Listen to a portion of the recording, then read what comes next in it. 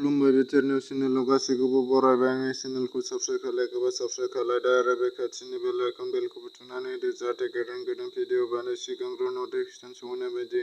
भिडिअखौ स्किप खालायालासेनो जोबजासे नायलांनो होननानै आसा खालामनाय थाबाय। बिसायख'थिनि बिजाथि सायख'नो साबा कमिटि इउपिपिएलआ मैया दाबाय। बे बाथ्राखौ बुंदों प्रमद बर'। फारसेथिं केबिनेट जिरायनाय आरो गुबुन फारसेथिं दुखुजों गोग्लैसोनानै फोरोंगिरिफोरनि दुखु मोननाय खौरां मेल।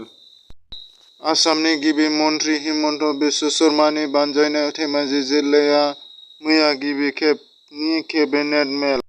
गबर्धना खुस्राबारि बाजार गेलेग्रा फोथाराव बेलुर गेलेनाय बादायलायनाय साननैनि हाबाफारि मैयानिफ्राय जागायजेनबाय। क'क्राझार जिल्ला बिसमुरि आउट पस्टनि सिङाव थानाय खासिबारि गामि थागिबि बिफा अनित बरगयारि, बिमा सनालि बरगयारिनि फिसाजो मनि मुसाहारि 25 बोसोर बैसोनि आइजोआ हाबा जाखांनायनि उन किडनि गाज्रि जानानै गोग्लैसोनानै दङ। बेखायनो मोजां देहा फाहामथाय होनो रायजो-राजा, बिटिआर सोरखार आरो आसाम सोरखारनिसिम अनसुंथाइ बिदों।